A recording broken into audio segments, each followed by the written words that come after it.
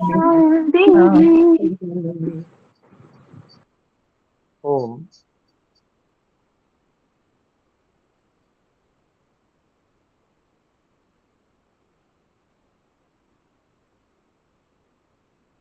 सत्यार्थ प्रकाश से इस पुस्तक का हम आज के दिन स्वाध्याय करते हैं।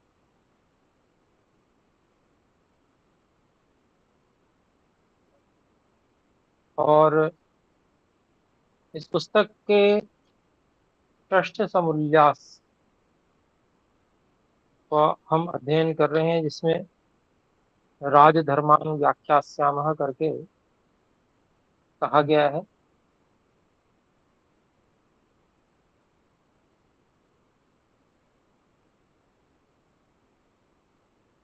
और इस विषय में महर्षि मनु जी के श्लोक और कुछ वेदों के मंत्र महर्षि दयानंद सरस्वती जी ने दिए, और हमने उनको पढ़ा, उनकी व्याख्यान को पढ़ा। और सभाओं के विषय में बात आई।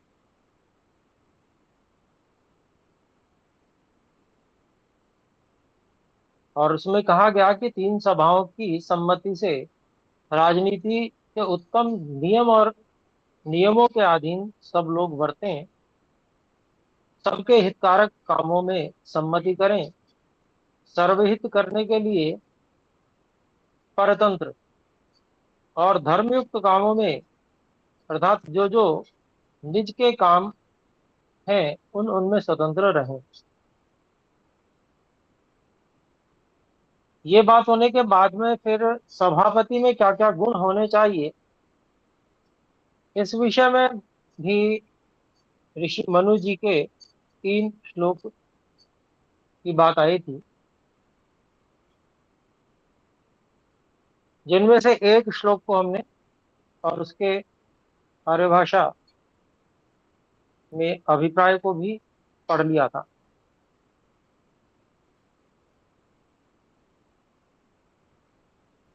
तो कैसे कैसे सभापति में गुण होने चाहिए, उसमें बताया गया, वह सभेश राजा इंद्र अर्थात विद्युत के समान शीघ्र ऐश्वर्य करता, वायु के समान सबके प्राण वत प्रिय, और हृदय की बात जानने हारा,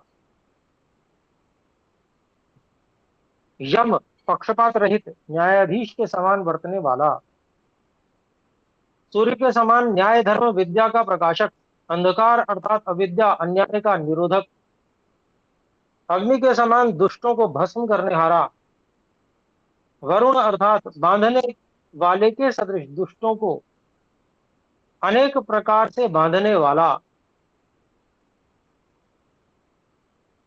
चंद्र के तुल्य श्रेष्ठ पुरुषों को आनंद दाता, धनाध्यक्ष के समान कोषों को पूर्ण करने वाला सभापति हो गए। तो ये पिछले श्लोक में ये सारे गुण बताए कि इतने उत्तम गुण हैं कि ये सहज ही किसी व्यक्ति में प्राप्त होना कठिन होंगे, परंतु जो वैदिक व्यवस्था है, वेद के अनुसार जो पठन पाठन व्यवस्था है और जो वर्णाश्रम व्यवस्था, उनके व्यवहार और सब कार्य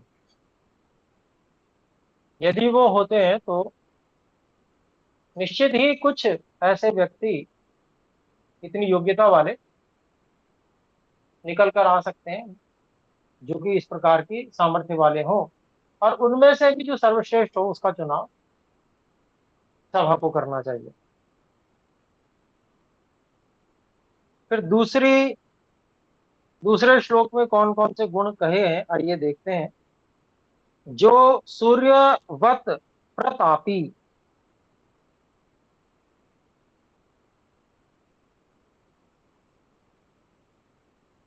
प्रतापी जो बहुत प्रकर्ष रूप से तपा देता है सबको, वो है प्रतापी। अर्थात अपनी उपस्थिति उसकी ऐसी होती है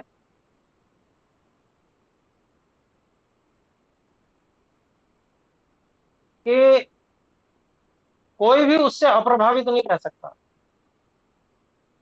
ऐसा वो प्रतापी होना चाहिए।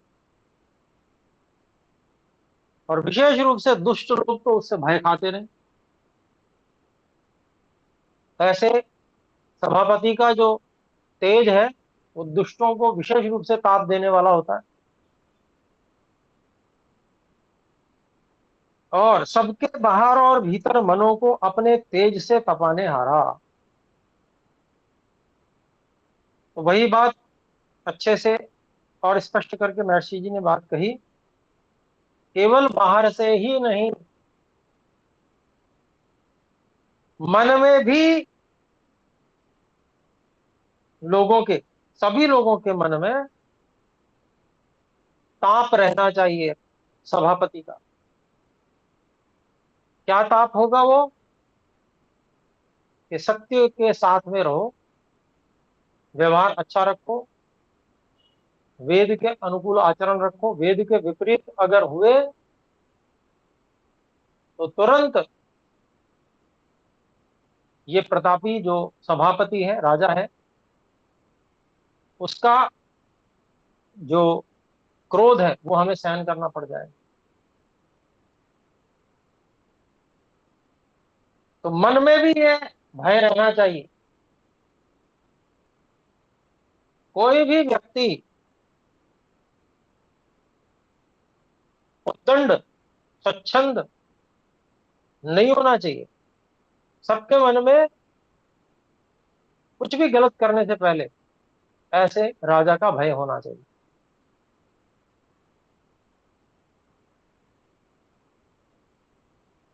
तो सबके बाहर और भीतर मनों को अपने तेज से तपाने हारा।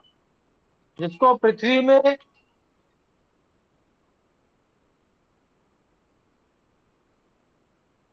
करड़ी दृष्टि से देखने को कोई भी समर्थन न हो,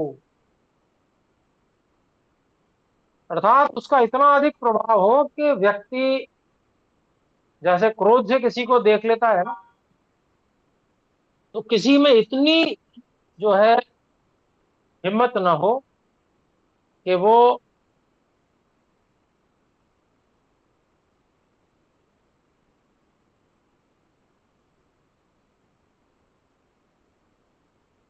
उसको इस दृष्टि से देख पाए, क्रोध की दृष्टि से कोई ना देख पाए, ऐसा वो प्रतापी होना चाहिए।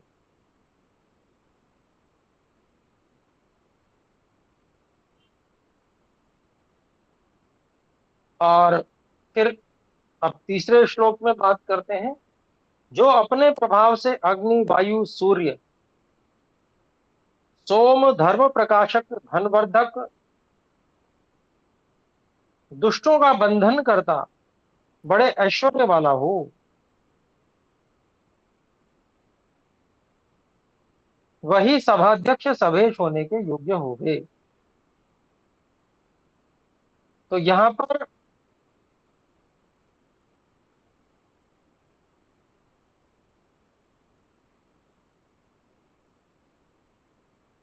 लगभग जो पहले गुण बताए हैं उनके समान ही कुछ गुण और कहे गए हैं।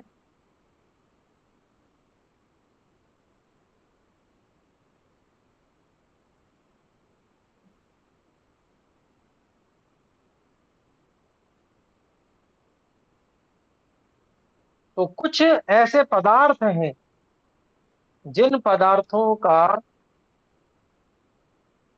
उनके जो धर्म है उनको सबको जनावे और उनसे सब लोग यथा योग्य यथावत उपकार ले सकें। तो वो तत्व कौन से हैं? अग्नि है, वायु है, सूर्य है, सोम है। तो ये सभी जो तत्व हैं ये ऐश्वर्य के हेतु हैं।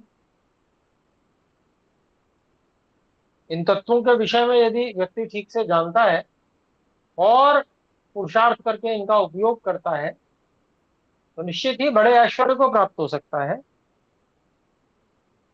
तो ऐसा जो राजा है उसमें ऐसा प्रभाव होना चाहिए कि वो इन सब पदार्थों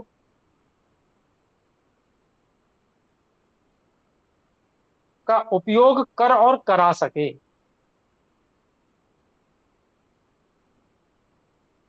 और सबके कर्तव्यों को भी बता सके। इसका क्या कर्तव्य है उसे पता होना चाहिए। और इन सब जो संपदाएं हैं, प्राकृतिक संपदाएं, उनका उपयोग करके वो धन को बढ़ावे। स्पष्ट निर्देश है। क्योंकि देखिए, पूरे देश में, पूरे राष्ट्र में बहुत संपदा है। मनुष्य भी एक संपदा के रूप में ही है, जिसको आजकल ह्यूमन रिसोर्स कहा जाता है।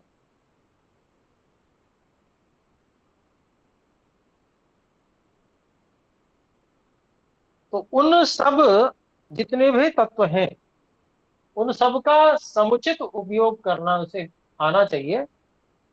कुछ यहाँ पर गिनाए हैं: अग्नि, वायु, सूर्य, सोम। ये तो उदाहरण मात्र है। जितने भी तत्व हैं उन सब का सदुपयोग, उनके धर्मों का जानने और जनाने वाला, उनका व्यवस्था प्रबंध किस प्रकार से हो सकता है, उसमें लोगों को लगाकर और धनवर्धक बन जाए वो, ऐसा राजा हो। ऐसे ही वो दुष्टों का बंधन करता भी होना चाहिए, दुष्टों की पहचान होनी चाहिए। आजकल तो स्थिति ही बेकार है ऐसी कि जो लोग आतंकवाद का समर्थन करने वाले लोग, उनको भी बाकी जो नागरिक हैं उनके समान समझा जाता है। दुष्टों का बंधन करता नहीं है राजा जो है। तो व्यवस्थाएं बिगड़ी हुई हैं। अब ये व्यवस्थाएं सुधारने का कार्य, ये जनता का नहीं है।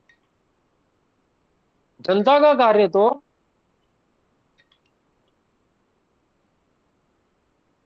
क्षमा करें।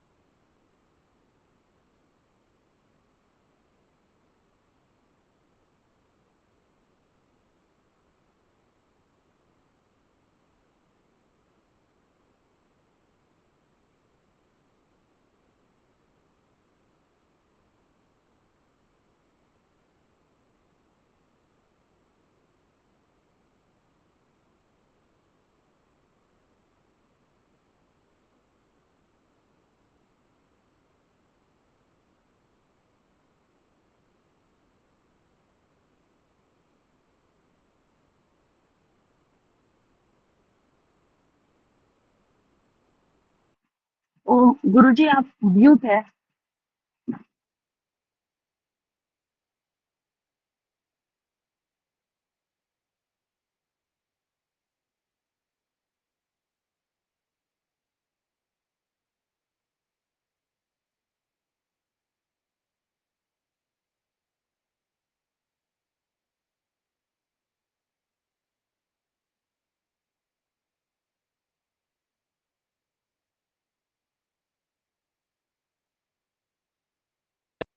ओम, थोड़ा व्यवधान आ गया था। तो आइए देखें, हम यहाँ पढ़ रहे थे।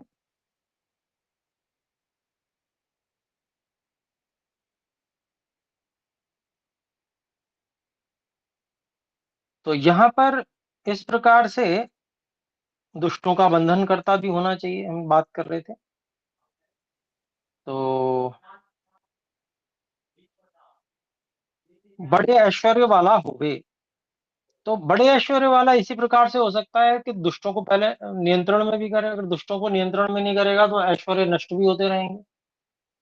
इधर व्यक्ति उत्पन्न करेगा ऐश्वर्यों को, दूसरी तरफ ऐश्वर्यों को नाश करने वाले दुष्ट हैं वो नष्ट करते रहेंगे। तो उनका बंधन करता होना चाहिए, उनको नियंत्रण में रखने वाला होना चाहिए। और बड़े ऐश्वर्य वाला होवे वही सभाध्यक्ष सभेश होने के योग्य है।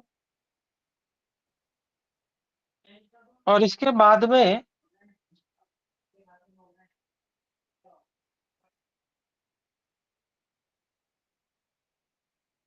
तो श्लोक है।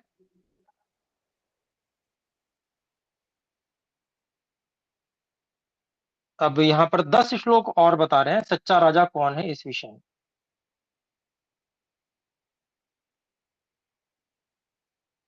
स राजा पुरुषो दंड, स नेता शासति च सः, चतुर्णामाश्रमाणां च धर्मस्य प्रतिभूः स्मृतः। दण्डः शास्ति प्रजाः सर्वा, दण्ड एव अभिरक्षति। दण्डः सुप्तेषु जागर्ति, दण्डं धर्म विदुर्बुधाः। समीक्ष्य स धृतः सम्यक्, सर्वारञ्जयति प्रजाः। असमीक्ष्य प्रणीतस्तु विनाशयति सर्वतः। दुष्येयुः सर्ववर्णाश्च, भिन्द्येरन् सर्वसेतवः। सर्वलोपप्रकोपश्च भवेद्दण्डस्य विभ्रमात्। यत्र श्यामो लोहिताक्षो, दण्डश्चरति पापः। प्रजास्तत्र न मुह्यन्ति, नेता चेत् साधु पश्यति। तस्याहुः सम्प्रणेतारम्, राजानं सत्यवादिनं। समीक्ष्यकारिणं प्राज्ञं, धर्मकामार्थकोविदम्। तं राजा प्रणयन् सम्यक्, त्रिवर्गेणाभिवर्धते। कामात्मा विषमः क्षुद्रो, दण्डेनैव निहन्यते। दण्डो हि शुभः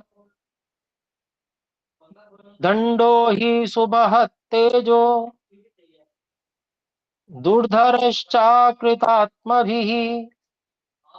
धर्माद्विचलितं हन्ति, नृपमेव स बान्धवम्। सोऽसहायेन मूढेन, लुब्धेनाकृतबुद्धिना। न शक्यो न्यायतो नेतुं, सक्तेन विषयेषु च। शुचिना सत्यसन्धेन, यथा शास्त्रानुसारिणा। प्रणेतुं शक्यते दण्डः, सुसहायेन धीमता।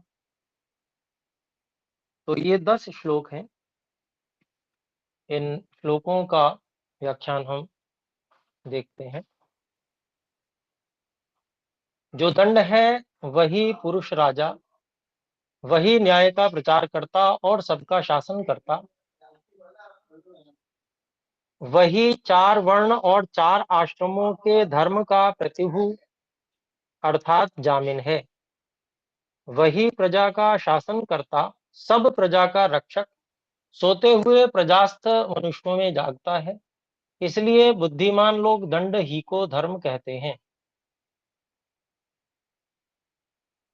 और फिर कहते हैं जो दंड अच्छे प्रकार विचार से धारण किया जाए तो वह सब प्रजा को आनंदित कर देता है, और जो बिना विचारे चलाया जाए तो सब ओर से राजा का विनाश कर देता है। बिना दंड के सब वर्ण दूषित और सब मर्यादा छिन्न भिन्न हो जाएं। दंड के यथावत न होने से सब लोगों का प्रकोप हो जाएगा। जी जी।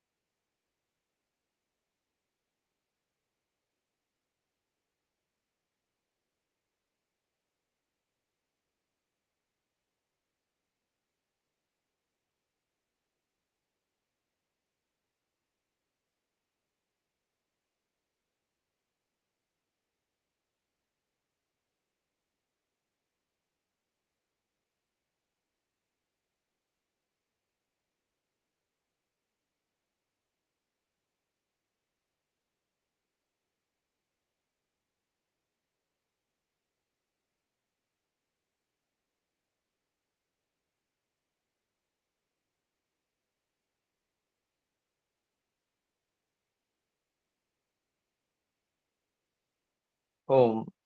कुछ बाधा उपस्थित हो गई थी।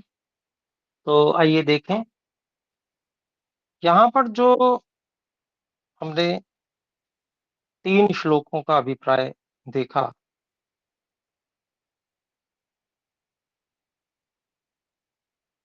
तो राजा वहां पर दंड को ही राजा इस रूप में कहा गया है। अर्थात दंड को इसलिए कहा गया है क्योंकि धर्म में प्रवृत्ति प्रायः करके बड़ी कठिनाई से होती है, और लोगों को आस्तिक बनाने के लिए, जिससे वो स्वयं ही धर्म के मार्ग पे चले, उसके लिए बड़ी व्यवस्था चाहिए। सारी व्यवस्थाएं हो जाएं तब भी सब लोग आस्तिक और धार्मिक हो जाएं, ऐसा भी संभव नहीं है। अपने कुसंस्कारों के कारण से फिर भी अधर्म करते ही हैं। तो इसलिए जो भय होना वो बहुत अधिक आवश्यक है। इसीलिए वहां दंड है, उसी को राजा कहा गया है, और वही न्याय का प्रचार करता है और वही सबका शासन करता है।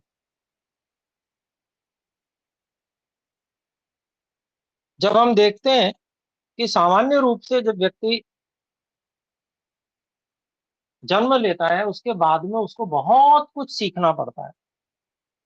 इतना कुछ सीखने के बाद भी आस्तिकता बड़ी कठिनाई से आती है व्यक्ति के अंदर, जिसे हम सच्ची आस्तिकता कहें, जिससे व्यक्ति धार्मिक बनता है, जिससे व्यक्ति कोई पाप कर्म नहीं करता या कम करता है, ना के बराबर करने योग्य बनता है। ऐसी स्थिति जो है वो बहुत कठिनाई से और बड़ी परिश्रम से प्राप्त की जाती है।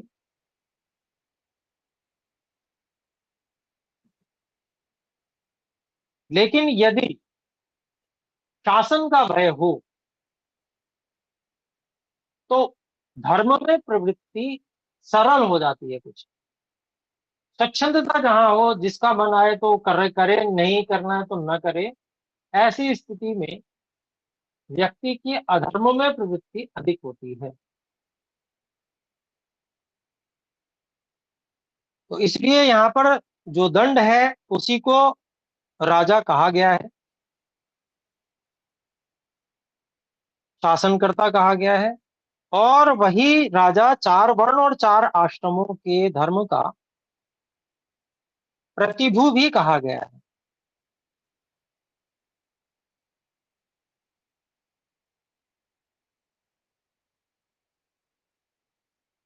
वही प्रजा का शासनकर्ता, सब प्रजा का रक्षक।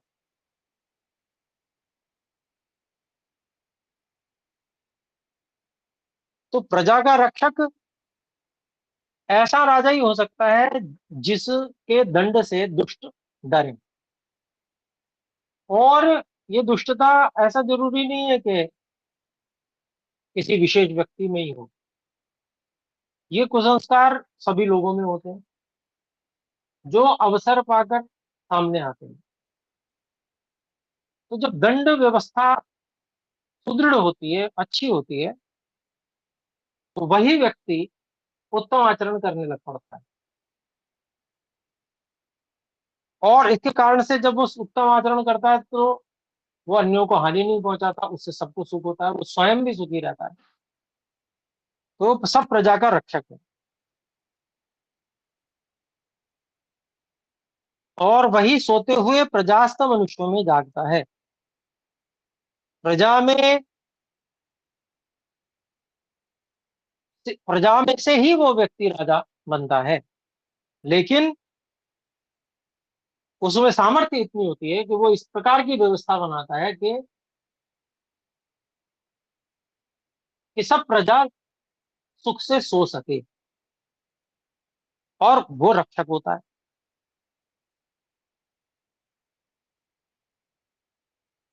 इसी कारण से बुद्धिमान लोग दंड ही को धर्म कहते हैं। क्यों दंड ही को धर्म कहते हैं? क्योंकि दंड ना हो तो धर्म की स्थापना ना हो सके,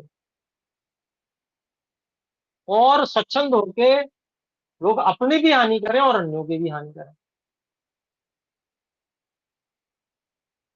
फिर तीसरे श्लोक में जो बात कही गई,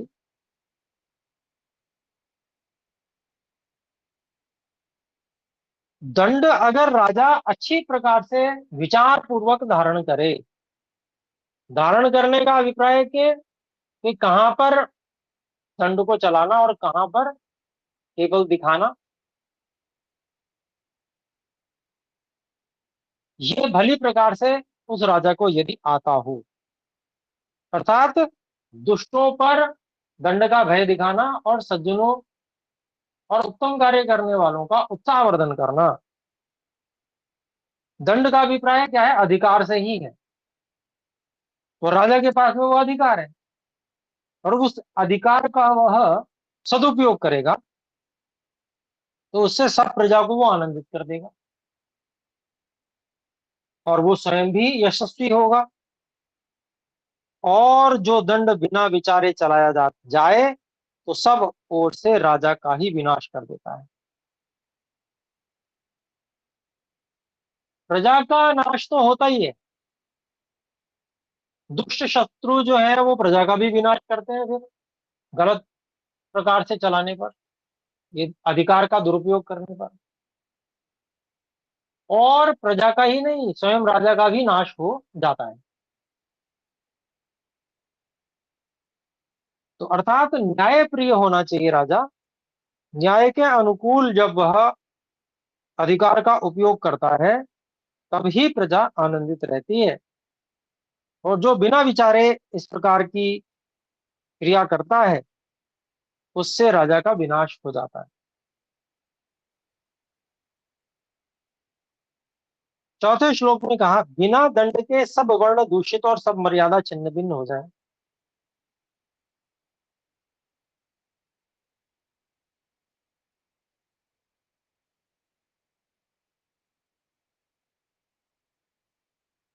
दंड के यथावत न होने से सब लोगों का प्रकोप हो जाए।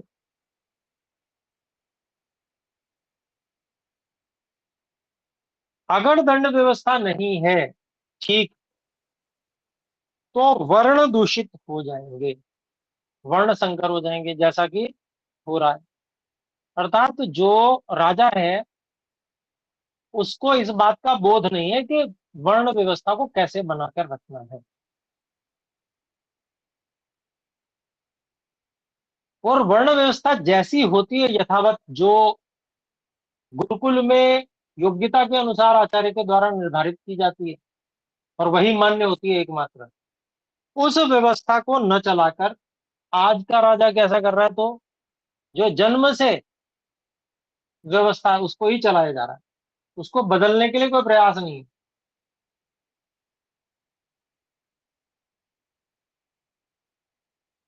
और इस कारण से हमें देखने में आ रहा है कि जैसे तैसे किसी तरह से समाज समाज में कुछ लोगों ने अपने अपने संगठनों के आधार पर मर्यादा को बनाकर रखा हुआ है। अन्यथा आप यदि देखेंगे तो राजा की ओर से मर्यादाओं का के विषय में कोई ध्यान नहीं दिया जा रहा,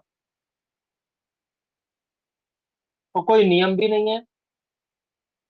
ऐसे ऐसे नियम बना दिए गए हैं कि मर्यादाओं का उसमें बिल्कुल भी ध्यान नहीं दिया गया। तो यही बात यहाँ पर कही गई कि सब मर्यादा छिन्न भिन्न हो जाए, बिना दंड के सब वर्ण दूषित तथा सब मर्यादा छिन्न भिन्न हो जाए। तो ऐसा ही हो रहा है, वर्ण दूषित तो हो ही चुके हैं, बल्कि शुद्ध वर्ण मिलना ही अभी एक तरह से जैसे संभव सा नहीं हो रहा है। और दंड के यथावत न होने से सब लोगों का प्रकोप होगा। तो इसी प्रकार के आंदोलन होते हैं, क्योंकि मर्यादाएं नहीं जब होती तब मर्यादाओं के टूटने से जन आहत होते हैं, परिवार आहत होते हैं, व्यक्ति आहत होते हैं। माताएं बहनें आहत होती हैं, और उसका परिणाम क्या होता है, रोष के रूप में प्रकट होता है, और उससे सरकारें उखड़ उखड़ जाती हैं। जो बंगाल में अभी उसका उदाहरण है ताजा, जिन्होंने अपनी सारी व्यवस्था गुंडों के आधार तक पे बना रखी थी, लोगों को डरा धमका रखा था, वो उनको भी लोगों ने उखाड़ दिया।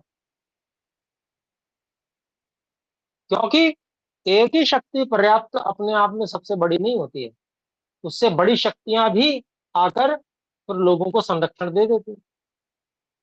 और उसी संरक्षण के अंतर्गत उस प्रकार से इस प्रकार की शक्तियों को जो आतताई थी उनको उखाड़ फेंका गया। तो ऐसे ही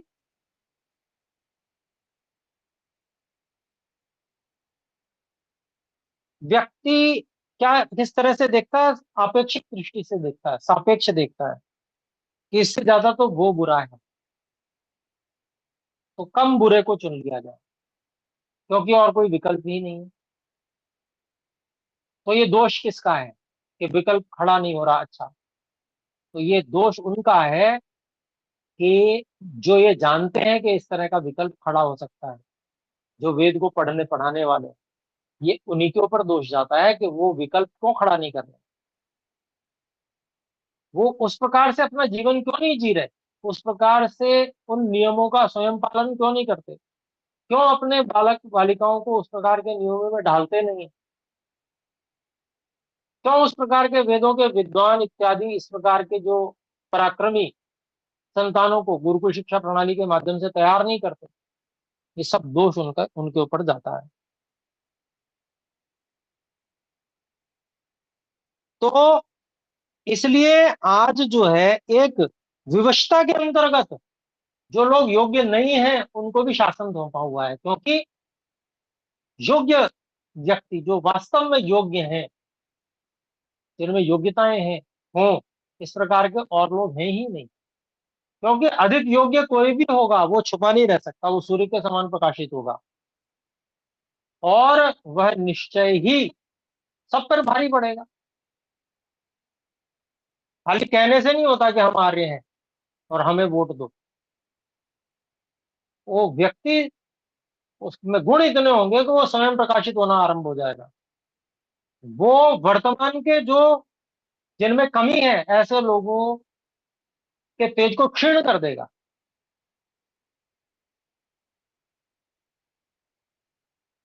और उसमें इतनी सामर्थ्य होगी कि सब लोग उसके अंतर्गत आ जाएंगे, उसको मानने लगेंगे। उसमें उतनी सामर्थ्य होनी चाहिए, ऐसी सामर्थ्य प्रकट करनी पड़ेगी, तब ऐसा होगा। अन्यथा जो विवशता है उसी विवशता में जीना पड़ेगा। और ऐसा ही भाग्य है, पूर्व जन्मों के कर्म हमारे ऐसे ही है कि हमें विवशता में जीना पड़े। तो नए कर्म इस समय करने का अवसर है, हम वो करते नहीं। हम अपने भाग्य जितना मिल गया उसी में केवल उसी से संतुष्ट मात्र रहना चाहते हैं। ये संतुष्टि नहीं, ये संतोष नहीं, बल्कि तुष्टि दोष है। अपने कर्तव्य से भागना है, तो अपने आप को उस रूप में प्रस्तुत करना, उस रूप में अपने ऊपर नियमों को लागू करना और विकल्प को खड़ा करना। उस विकल्प को खड़ा करने के लिए एकदम से हमारे रूप में वो विकल्प खड़ा हो जाएगा, ऐसे ऐसा आवश्यक नहीं है। हम तो उस विकल्प के खड़े होने में आधार बनेंगे, कहीं नींव की ईंट बनेंगे। वो अपने आप को नींव की ईंट बनाने के लिए तैयार करना पड़ेगा। एकदम से कुछ भी नहीं होता है। हो सकता है ये जीवन हमारा विवशता में ही बीते, परंतु हम ऐसा आधार खड़ा करके जाएंगे, नींव की ईंट बन के जाएंगे, कि जो उस प्रकार के सामर्थ्यवान सभापति बनने योग्य बहुत बड़ी संख्या में ऐसे लोगों को खड़ा कर दे। तो ऐसा अपने लोगों को करना चाहिए। हमको ही अभी मिल जाए ऐसा कभी नहीं होता है। ये तो जन्म जन्मांतर की साधना से प्राप्त होता है सब कुछ। जो अब प्राप्त हो रहा है वो पूर्व जन्मों के कर्मों का फल है, और इस जन्म में जो कर्म करेंगे वो आगे हमें प्राप्त होगा। पर होगा अवश्य। तो आगे देखते हैं, जहां कृष्णवर्ण रक्तनेत्र भयंकर पुरुष के समान पापों का नाश करने हारा दंड विचरता है, वहां प्रजा मोह को प्राप्त न होके आनंदित होती है। परंतु जो दंड का चलाने वाला पक्षपात रहित विद्वान हो तो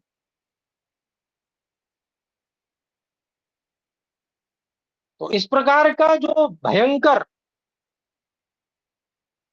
जिसमें ऐसा गुण हो कि वो भयंकर है, और लेकिन वो न्यायप्रिय भी होना चाहिए, वो भी बात में कह दी कि वो केवल दुष्टों पर वो भय प्रदर्शित करे। तो ऐसा जो व्यक्ति होगा वह प्रजाओं में लोकप्रिय हो जाएगा, और प्रजा मोह को प्राप्त नहीं होगी, किसी के मोह में फंसेगी भी नहीं, उस शक्तिशाली व्यक्ति के अंतर्गत आ जाएगी वो, और आनंदित होगी, उसी को चुनेगी। तो ऐसा व्यक्ति उत्पन्न करने के लिए, ऐसा शक्तिशाली व्यक्ति उत्पन्न करने के लिए, ऐसा गुणवान प्रतिभावान व्यक्ति उत्पन्न करने के लिए अपने को नीम की ईंट बनाने के लिए अपने को तैयार होना चाहिए, वही कर्तव्य है। फिर आगे छठे श्लोक की बात देखते हैं, या हम छठे श्लोक की बात अ, अगली कक्षा में देख लेंगे, क्योंकि समय हो गया है। तो अभी हम में से कोई भी कोई प्रश्न रखना चाहते हैं तो उसको रख सकते हैं।